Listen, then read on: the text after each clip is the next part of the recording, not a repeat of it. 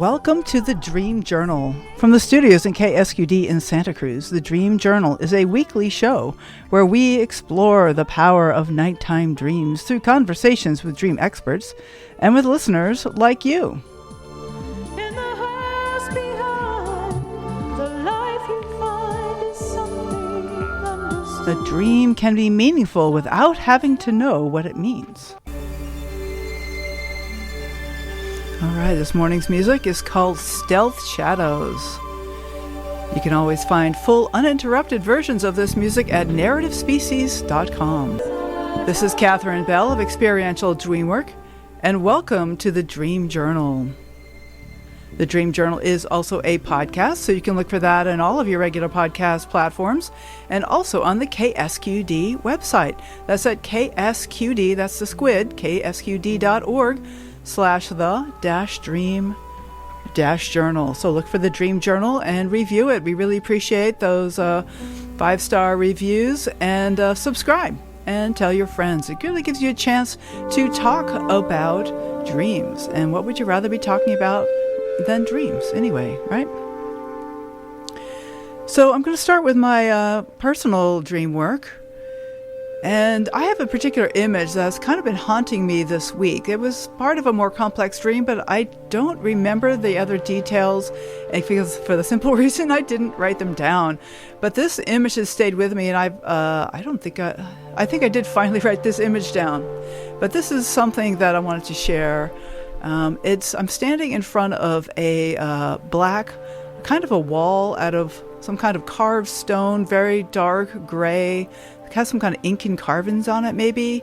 It's about 50 feet wide, has kind of rounded edges, but then the height of it is amazing. It's like over 100 feet tall, 150 feet tall. And I'm just in a green, grassy area, and like kind of East Coast style grass, European possibly. And it has these kind of cantilevered sections that stick out. So up about like 50 feet, there's a section that's extends out over my head like another 10, 15 feet.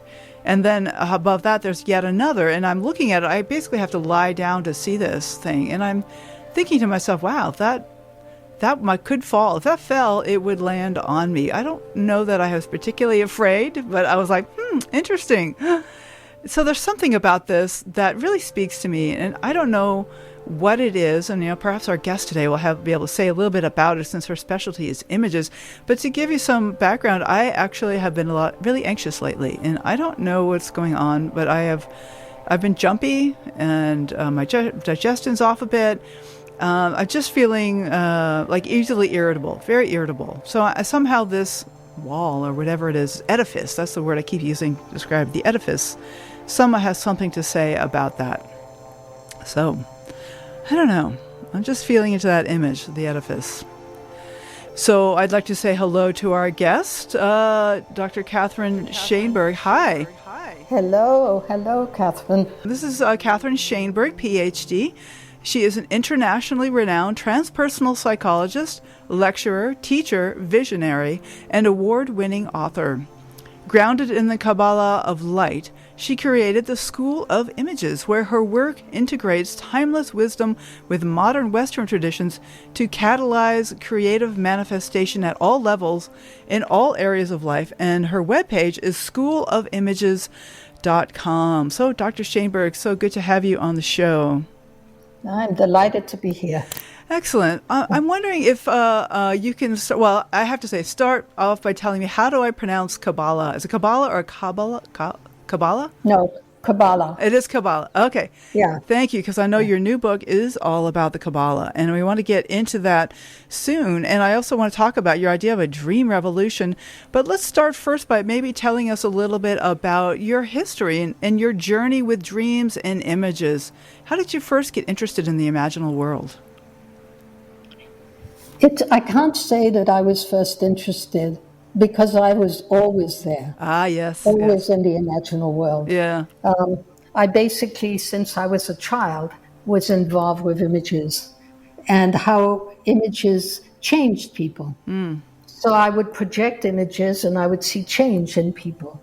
And that was since I was 4 years old that I remember doing that. Wow. I often describe the story of a homeless woman on the other side of the street, and she slept there every night, and I would go to the window and wave, and she would wave back, and I would then surround her with blue light so she'd be comfortable and have a warm blanket of light around her. Oh, sweet. So it was always there. Wow, even from age 4, so that you had this intuition of using images to send energy toward other people. It sounds like in this case, that's what you were doing. That's what I was doing, yeah. I did a lot of that when I was a child. Yeah. So how has that evolved over the years? Because you've obviously made a profession out of images. Maybe take us through a little bit of your background as you developed your own interests. So from the point, not from the, this doctorate here, or this degree here, but more from the point of view of the inner world of Katherine Shainberg. Well, it was complicated because when you're a child and you say that you see things, people will tell you that you're a liar. So I got a lot of that when I was a child. I also got a lot from my mother, you're dreaming your life away. So it was very painful, but on the other hand, since I always had good grades and managed, they left me more or less alone, except when they would accuse me publicly of being a liar. Oh, yes, of course. Which happened when I took King George up to heaven on his funeral day.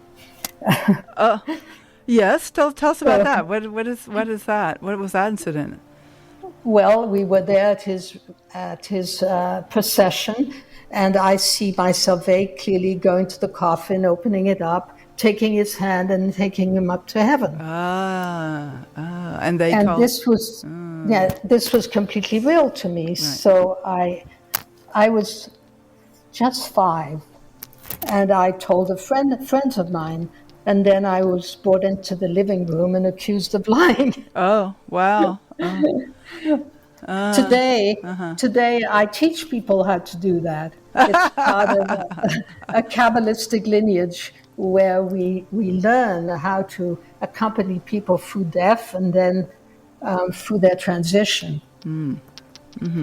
So I lived like that for many years, hiding what I was doing. And when college time came, my mother wanted me to go to a school where there were lots of men and so forth. And I couldn't imagine what I could do. So I decided to study art history, because there were the images that I was constantly living with. Right. So I went to art history school and did the Sorbonne and the School of the Louvre, and did masters in both places. And still, I was in difficulty because for my PhD, the master for my PhD didn't want me to be studying how images move people. And for me, this was essential.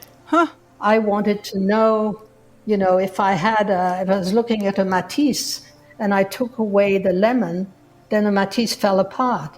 Why was that? Why did it change one's emotions and so forth? Oh, interesting. So I left the Sorbonne. I didn't do my PhD there. And I kept on hearing a voice saying, you've got to go to the Middle East, which I did. I went all over the Middle East. And then the voice got much louder and said, you've got to go to Israel. And I'd never been interested in Israel, but I turned up in Israel on a kibbutz during the Yom Kippur War. And that's where the guidance became much more powerful, because I met some French people on the kibbutz who talked to me about a lady in Jerusalem who was the social center of French community in Jerusalem. And when I heard her name, my head exploded into light. And I knew that's where I had to go. Although I didn't know who she was, what she did, or anything of the sort, I moved to Jerusalem to meet the lady. It And was she just was called Colette. Colette. I have heard of this woman from Roger Kamenetz, one of my mentors, who studied with her Yes, as well, and having to he do with did. images. And so there's one of Yeah, the phrases that I've heard you say or seen on your webpage. Of course, stop thinking and start imagining. Is this part of this imaging that you started to develop? absolutely. Yes. Okay. Yeah, yeah. The idea is really to short circuit the mental in which we're so engaged and to find the subconscious truth, which is always there in us and is shown to us through our dreams and through images during the daytime. So we can plunge into the subconscious. We do that at night, of course, because we hover over the subconscious at night. Our mental is asleep. And that's what brings up the dreams. Let's say I have a question. You were talking about your image. Yes. I don't know if you want me to talk about it here. Well, I do want to get Now. into it, but let's maybe wait a. Yeah, Well, let's actually, you know, wait. why not? Okay. Let's do it. Let's do it. I'll follow your intuition, and because often I do that during the Okay. third segment. But let's go ahead and do it right now. So you were able to hear my description of the edifice. I did. I Yeah. heard the edifice. And I think the edifice is a play on words, really. Oh, how so? It's the edifice of what you've constructed in your mind. Well, yes, it's a construction. It does seem out of place. It seems Yeah. irrelevant to the landscape around it. Well, yes, because it's very green and it's very pleasant, right? Yeah, it is. It's a But- kind of, yeah. And then the other thing that's really interesting in the dream is you mentioned 15 three times. Oh. 15 feet, 150 height, 15 feet again. You mention it, so that number is important, right? Yeah, interesting. What do you make of the number 15? Well, it depends how you want to read it. Do you want to read it as 1 and 5? Or do you want to read it as 6? Oh, are you asking like add up the numbers. what would I say intuitively? Well, 6 is a very Yeah. meaningful number to me. Okay. So that's what jumps out So at me. you're questioning whether you have found the perfect fit for yourself. And as you said, it's really, I'm afraid it's going to crash down on me. Yeah. That's an anxiety dream. Yeah. But the other part of the dream is saying very clearly, I'm fine. I'm in green grass. It's all very beautiful. I don't need to construct this. It's true. I don't need to construct it. Interesting. So I'm getting some kind of body hits as you're speaking about this. Something that I've constructed, and is it going to fall on me? And as you're saying, I don't really need this. This You don't edifice. need it's a mental edifice, right? Yeah. Okay. Now, if I were working with somebody, as I am just now with you, Yeah, right? uh-huh. I would say, well, let's go back into the dream and close your eyes, breathe out, and start dissolving or destroying the edifice, Oh, whoa. right? Okay. So you could, for example, grab the rays of the sun and dissolve the whole edifice. And once it's dissolved, how do you feel? Wow. It goes away pretty easily. It's actually, and it doesn't fall on me as I'm imagining this. It kind of dissolves, and I'm more peaceful. I feel Good. more alive, less anxious. So that sense of something falling on me is connected definitely with the edifice. And as it goes away, so it's interesting. I have a tendency to recreate it. It kind of pops back in. Well, but when it's gone, how does it feel? Okay. So you have a new landscape that's open and very green, right? Right. It's So that's good. it is good. It's a little boring, I must say. Well, that's something else. So if you're bored, you need to breathe out, look across that green landscape and ask for the gift from heaven. Since you were separating heaven and earth what is the gift from heaven? And what comes?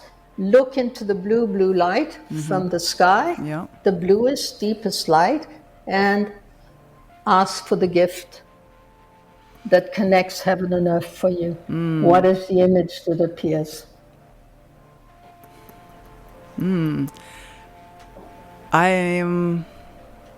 The gift would be the peacefulness to accept this as it is. No.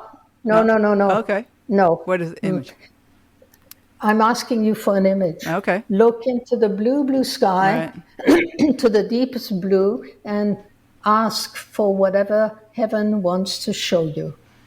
And see it appearing in an image. What opens up from the sky and what appears? Oh, I'm not sure. I'm not getting a strong image. I'm kind of seeing what I see in the studio actually, which is there's kind of a Buddha, psychedelic Buddha image, and that's what's popping for me. But I realize when I close my eyes, I'm kind of seeing the after image. I'm not really getting an image.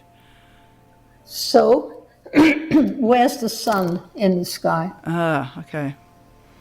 Okay, the sun is very high. It's sort of ahead of me, not directly overhead, but it's kind of where the edifice was. So that could be an image. The sun itself. Catch a ray of the sun. Do what? And imagine. Oh, catch a ray. Catch a ray of the sun. Okay. Yeah. And imagine making a circle of light in the upper right-hand corner of the sky. Okay. And ask to see what appears in the circle of light. That resolves this issue of your anxiety. Yeah. Well, this reminds me of it's the Buddha thing, and maybe that's, as I'm looking at the thing in the studio, it's actually not a Buddha, so the Buddha must be my image.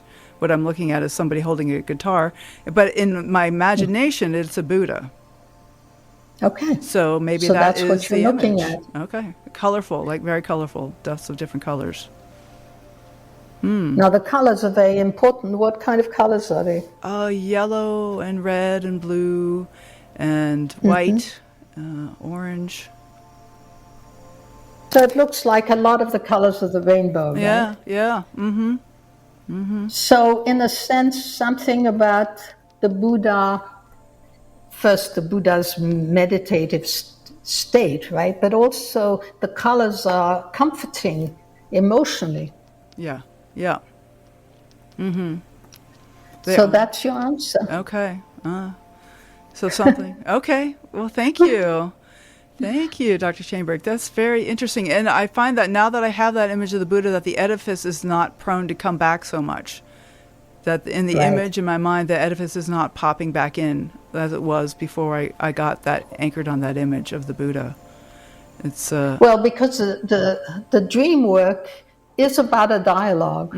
We need to dialogue with the images that come. It's not enough to simply see them. If we dialogue with them, then we move on. If we don't replace an anxiety image with something new but organic and creative, then the anxiety is going to come back. Okay. Thank you. Okay, well, this is Dr. Katherine Shainberg, and we are listening to The Dream Journal, and this is KSQUID 90.7 FM, streaming live at ksqd.org, and we will be right back with Katherine Shainberg, and we're going to talk about the Dream Revolution and her work around the Kabbalah of Light.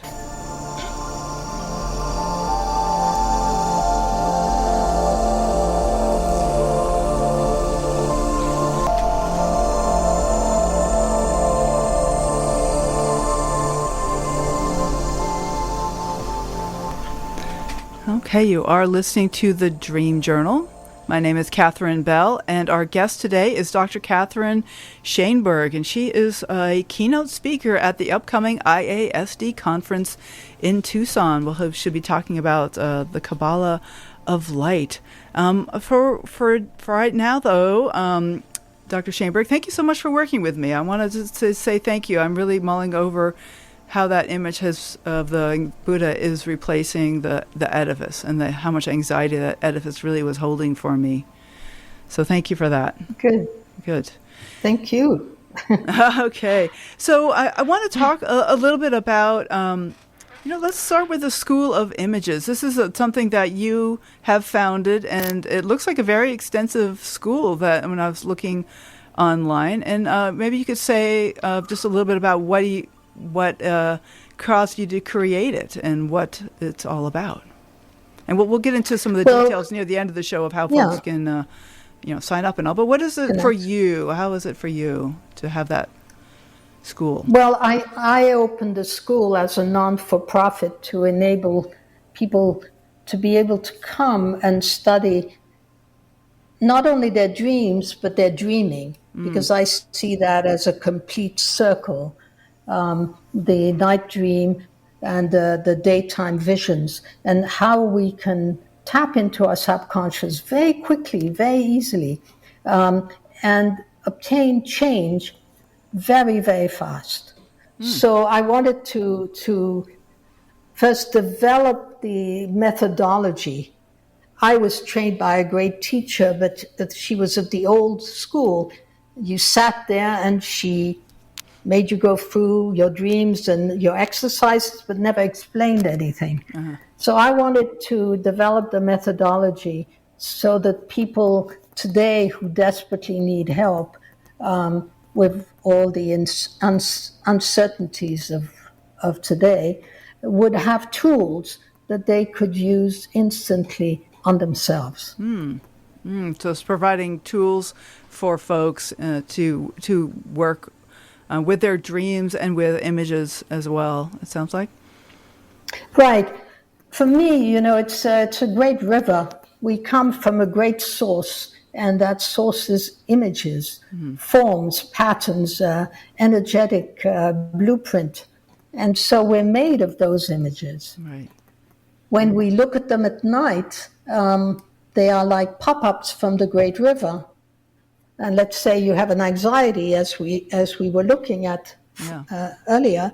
We have an anxiety, and the image pops up. It's there for us to do something about it. It's not there something just there. It's there for us to respond to it, and if necessary, do what I call a tikkun, a correction. Yeah, and then new images appear. Yeah, I'm sorry to interrupt.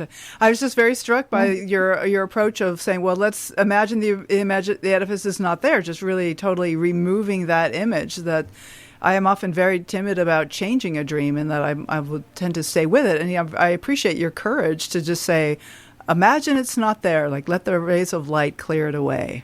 So thank you. But we need to do it in a way. We need to do it in a way that is acceptable and organic and works. We can't just say, well, it's not there, so let's move on. So we have to burn it, dissolve it, transform it, right? We have to do that. Right. If not, the new images will be mental. They won't come from the source. And how do you know how to change a dream image like that? I guess that's experience is part of it. Do you have any tips, though, that you could offer us?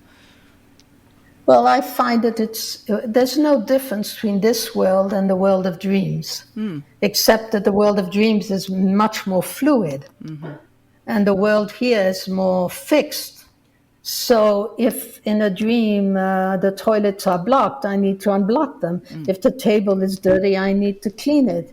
If someone tries to force their way into my house, I need to protect myself, but I also need to find out what that person has to tell me. As long as I'm protected. So I'd put light around myself and have a shield, have whatever I need to protect myself. And I would find out what it is that is trying to crash into my house. And deal with it. Because our dreams are trying to tell us where we're at today, now. So, this is the danger of doing the dream work at the beginning, because now I'm still curious about that image. Is there some information for me then in my dream about the edifice, about the anxiety that the dream is sharing with me? That dream is, or should I not be dwelling on the edifice? Because you should not be dwelling on that. Okay, thank you. Because if you do, we're going into a mental process. And the work that I describe is not a mental process. Stop thinking and start imagining. Exactly. There it is. And so now that brings me to the topic of the current media landscape that provides us so much image. Like we have our phones, we have movies, magazines. There's just images everywhere. And how do the images from outside of us interact with our inside images? Well, it's like you eat too much, and then you feel sick. And we eat too many images from the outside, and we're flooded with them. So our own imaginal creativity is not challenged and not exercised. So if you look at kids today, they're all on their iPhones, on their iPads. They're not exercising their imagination as we used to do as kids. We'd be outside, there'd be a twig on the ground, and suddenly it became a scepter, and we invented the whole world. And through that world, we taught ourselves resilience, courage, innovation. We taught ourselves so much through the use of our imagination. Today, they're playing games, and the games can't do that for them. Right. I was a case of one of my students who had taken a lot of drugs as a very young teenager, right? Mm-hmm. And when she came to me, she was a young adult. But I would sit her in the office and have her close her eyes and tell me what she saw. And what she saw was dead boring. Wow. The cars driving down the road and stopping at a garage, and what is it doing? I don't know. And this went on for 2 years. Wow. I was very patient at the time. and then suddenly it was like an explosion, and her imaginal flow started again. And it was extraordinary. Her whole life changed at that moment. From that moment on, in the next few weeks, she met her future husband. Her whole life started to unfold as it should have. Right? And I'm talking about the drugs because iPads, iPhones are drugs. Yeah, that's very true. To our kids. Right? They're designed to be addictive. They are just, yes. Yeah. Mm-hmm. So it's all about addiction and how to solve addiction. And I strongly believe that the imagination is the way to solve addiction. Okay. And so by enhancing the imagination, exercising it. Okay. Yes, exercising it. Yeah. So how do you recommend people get started using their imagination if they have not used it much in the past? I would start with getting a dream book and writing down their dreams. And then, if possible, taking a look at the dreams, because the dreams tell us the truth. They might not tell it in a way that we like. The nightmare is not pleasant, or the repetitive dream is not pleasant. Right. Or the clear dream may show us half the way, but not the whole way. So we need to return into the dream in the morning and respond to its necessity. There's no other way that I can explain that. And of course, it takes a little training, but people get it very fast. So starting with the dreams, as those are the potent images that are arising spontaneously from our subconscious. And so as you're saying that even if they're not peaceful, and yet the dreams do bring us peace. How does that happen that even an unpeaceful dream can bring us peace? Because they tell us the truth. The truth, yep. They don't give us peace, but they tell us the truth. And the truth brings us peace in the long run, right? That's true. So they give us the truth because it's a body language. It's a deep, deep body language. And when I say body language, I go right back to the blueprint of the energetic patterns that we are made of. And they talk to us about the truth of where we are now. So they'll show it to us in images and in scenarios that are indicating what we're doing to ourselves. So in that sense, they bring us peace. Right. Right. Certainly, I've had the experience of dreams showing me that not only where I am, but how I feel about where I am. Because I might be like, in waking life, I might think, oh, that's fine. That's okay. But in the dream situation, it does not feel okay. And I recognize that, oh, actually, this has to change. This is not okay. Exactly. So the dream will tell you, on the outside, it might look absolutely perfect. I work with an old student of mine who's the CEO of an international company. And, whenever he has a problem with somebody, one of his staff, he calls up, or he asks for a dream. And so then he calls me up and we look at the dream, we look at the photo of the person.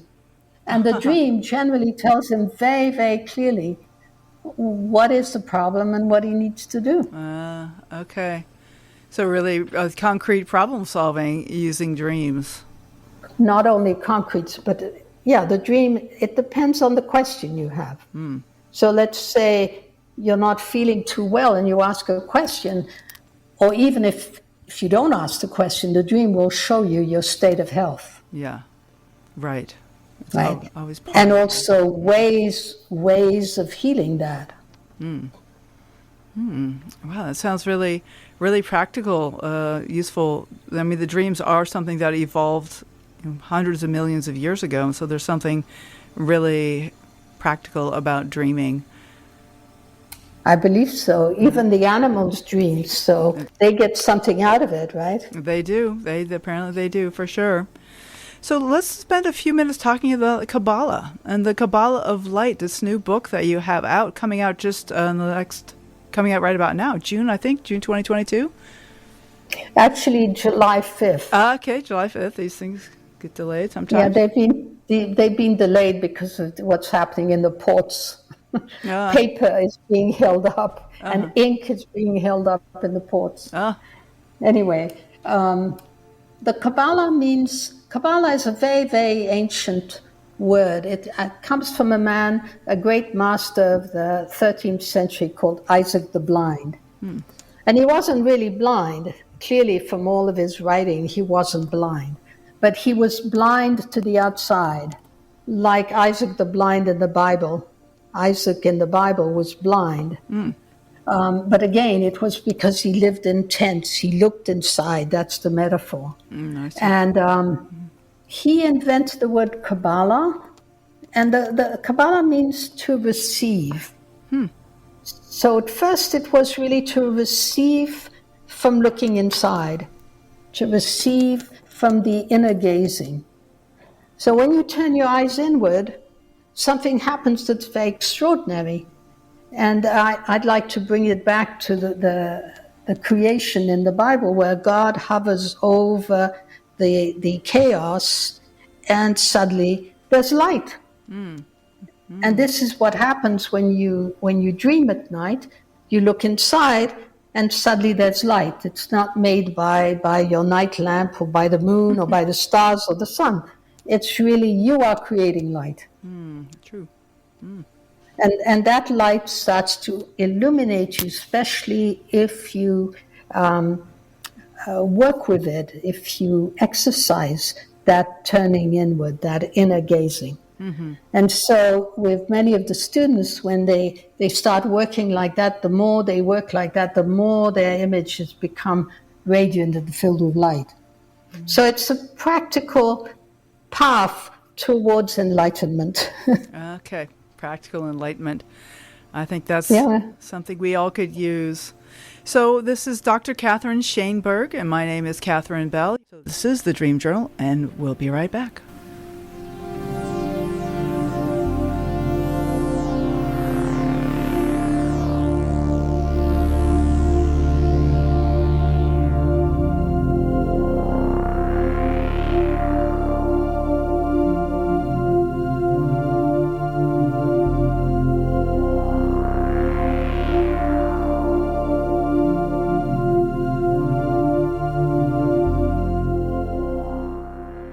This is the Dream Journal. My name is Katherine Bell, and we are here with Dr. Katherine Shainberg.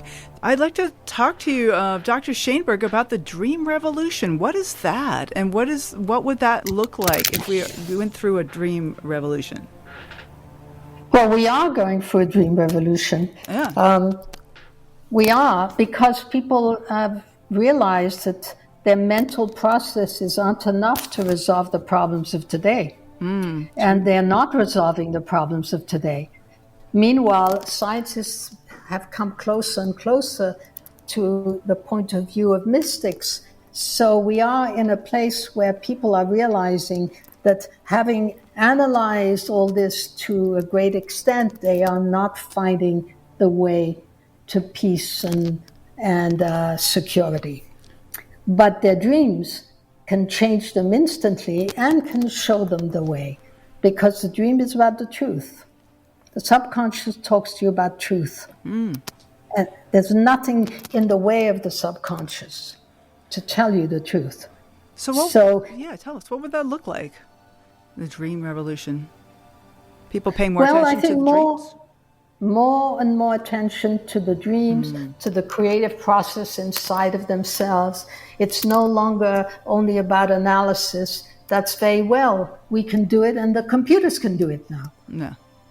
So we've got to bring something very new and very powerful to the challenges that are facing us today. And I believe that it has to be through the imagination. If you want to manifest, you must manifest through the imagination. If not, it doesn't work. You can't just imagine that you're going to get $10 million and write a check and see it. That's not going to work. Right, that's true. So how do you use it? You have to, you look inside, you ask the question. If you're asking, should I become a millionaire, and they show you a tent, well, no, you're not going to become a millionaire. If they show you 25 palaces, then maybe it's a good idea.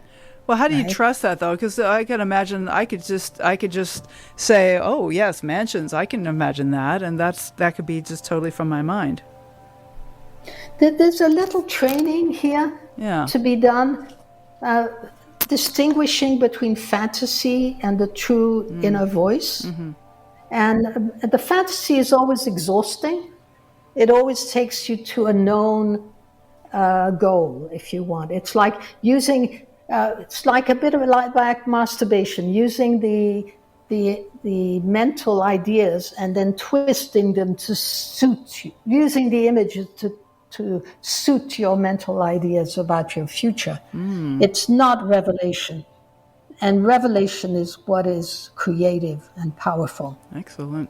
So I just want to remind listeners of the phone number to call. It's 831-900-5773 if you want to get on the air, ask a question. So interesting that fantasy is exhausting, and yet, so it's like a mental masturbation, and yet, would you say that true creativity or like dream revelation, how does that feel? How's the contrast? Well, it's sudden and it's instantaneous. It's refreshing. It's new. You never expect to see that. And it changes your life instantly. I often have, couples who come to see me, or one of them comes in and says, it's dreadful, he did this and he did that. And then I always tell them, go back into your room. Close your eyes, go back into your heart and ask, what is the color of your love for that person? And sure enough, the color is bright and clear. Send it as a bridge to the other person. Talk to them through the dreaming. It's astonishing, the results that we get. Oh, wow. And so it's not about sitting in the kitchen fighting with each other, repeating the same old words.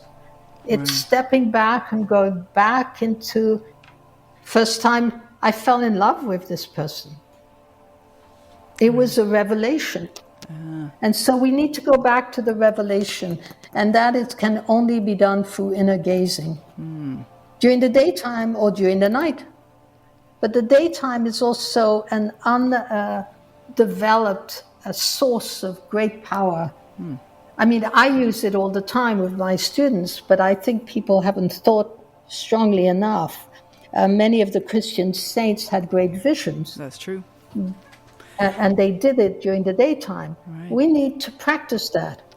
Thank you. Thank you, Dr. Shainberg. We have a caller. This is Ray from Santa Cruz.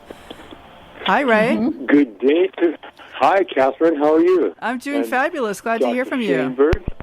Yeah. Oh, Thank yeah. you. This is a really great conversation. And I'm kind of wondering, you were talking about your CEO who was getting, concrete visions or direction of how to deal with any type of situation directly through a dream. And I'm just wondering if you could give any more of a concrete method to be able to pull that out of ourselves. How do you go from the dream state to the waking state to taking that dream and making it work for you?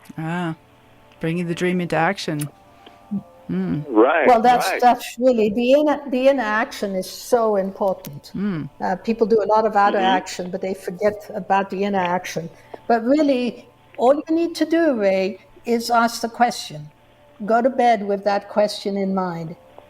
It has to be a burning question. If not, the inside won't answer. But if you have a burning question about this employee and that you don't understand, or go ask it before you go to sleep. And then pay attention to your dreams. About things I don't understand. You say you have lots of burning questions. Well, one will things do. I don't understand. Things I don't understand. Yeah. Get the answer to one, and the other answers will come. So it's kind of a dream incubation method to make the question really salient, because I find that my dreams kind of have their own agenda, and that I might ask a question about one thing and I get a totally different topic, and so maybe I'm not aware of what's the burning question for me. What is the one? Well, I have a little exercise where you sit down and you ask, "What is the burning question?" Yes, that would be helpful. Well, it's silly. It's a kind of a way of focusing the student's mind on, well, what is really, really, really important. Yeah. So how does that go? I'm good for that exercise. How does it? How do I? Well, find okay. What it is? Yeah. Well, we can do a little exercise online if you want. Sure. Is that okay, Ray? Do you want to be part of this? Sure. Okay. Great. Absolutely. Excellent. Okay. Please. So close your eyes. Okay. And breathe out slowly 3 times, counting from 3 to 1, seeing the numbers. See the one tall, clear, and bright. Now, this is you're asking, what is the burning question? Imagine that somebody puts a key in your hand. Take a look at the key. Okay. What does your key look like, Ray? Describe to us the key. Well, the key I see it's a key of light, actually, but it's like a big key that goes in an ancient lock, like you see on a castle door or something. Good. So I was going to ask, find the lock to which the key belongs. You've already found that. That's good. Now walk in. Open the lock and push the door open and tell us what you see. I see more light, actually. All kinds of beautiful colors, and I feel love. Wow. And is it coming from a particular area of the castle, or is it in all the castle? Well, I only see really kind of like one room at the moment.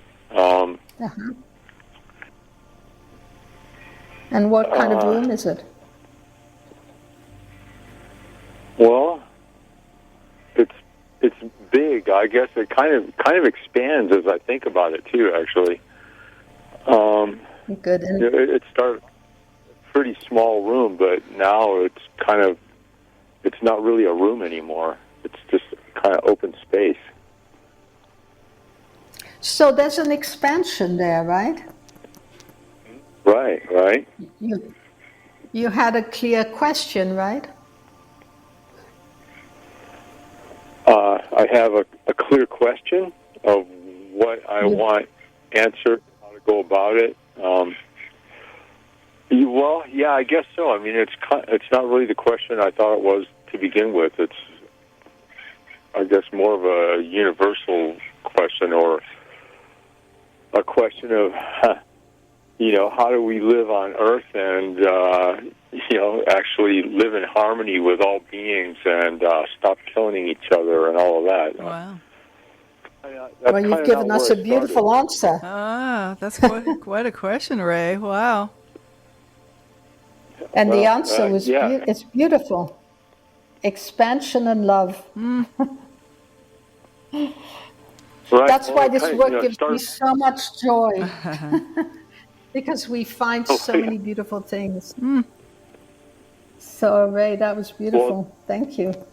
Well, I love that exercise. I'm going to try that again some more, because I want to narrow it down to what my original question really revolved more around my own life and my business practice, and how to go forward with it, and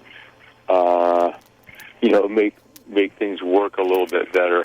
But right, like you said, expansion, and it definitely expanded walking through that door, and the questions you asked expanded my question. Right. No doubt. Well, maybe the answer is to have a more expansive view on your business and more love.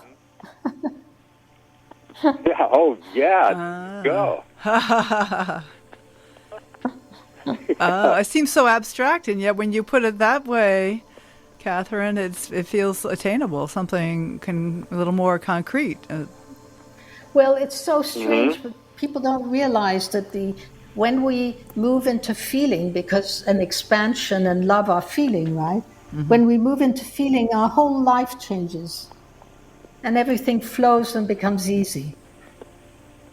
Right, so I believe that even just an image like that can change our life instantly. Maybe, Ray, you should let us know in a year or so. Yeah, absolutely. Yeah, we'd love to hear back from you, Ray. That'd be fabulous. Definitely. I'm definitely barking up my tree, because I my girlfriend about this all the time, about how she has hard days, and I told her, you have to breathe love into your work, and I forget to do that in my own life a lot of the time, But well, may I give you a little hint? Imagine that when you go into your office, you breathe in the blue light from the sky that's filled with sunlight. Breathe it through your nose into your mouth, and then blow it out into the office, so that it fills the whole office. Sorry. Awesome. Go ahead. I was just going to say, luckily my office usually is the whole outdoors. I'm a builder. Oh. I work by 99% of the time, so I get to breathe all that fresh air. Surround your people with that light. Yeah, there you go. It's another way of thinking about it. Your girlfriend and other people in your family too, in your life, loved ones. Yeah.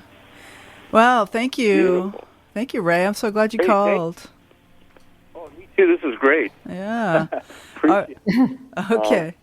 Take care, Ray. We'll talk to you again another time. Bye, Ray. Bye-bye. Thank you. Okay, so Katherine, I would like to let folks know how they can get in touch with you. I know schoolofimages.com is your home webpage. Is there another place that people can get in touch with you, or is that really the best way? What would you offer? That's the best way, and they write to info@schoolofimages.com, and we'll answer them immediately. Okay. Great, and you can go to that webpage, and there's all kinds of information about your extensive programs about images and dream work and all that, and a lot of that is online, I understand. For the moment, it's been online since the pandemic, but we have schools in many different countries. So in Europe, we have a big community, and in Asia, we have a very big community. And in China, Malaysia, Taiwan, and in Japan, in Australia. Wow. Right, so we have a number of people working in this way all over the world. Oh, fabulous. That's And wonderful. so people who don't speak good English can do that in another language. So I wonder if you just have any final words for our listeners, Dr. Shainberg. Well, trust your inside. Turn your eyes in, gaze in, and trust what you see. The more you do that, the stronger your life is going to become. And all this panic that we have outside will transform and become feeling like we just saw with Ray. We are full of emotion, and understandably so, because the world is so dramatically in difficulty.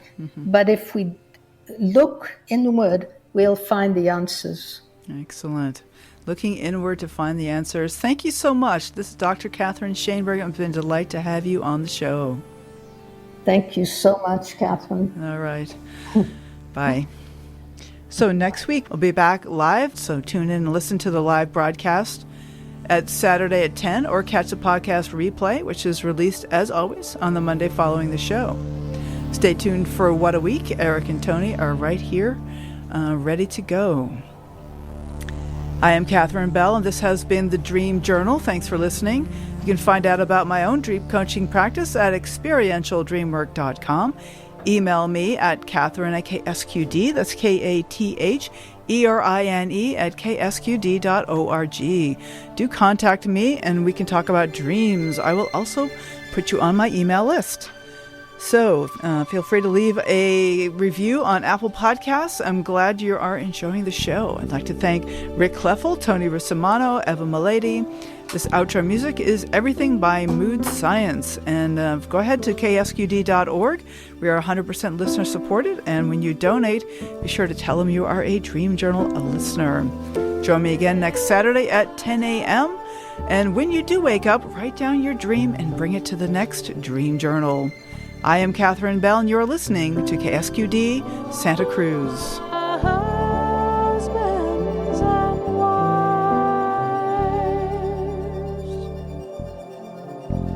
all the boys and the girls,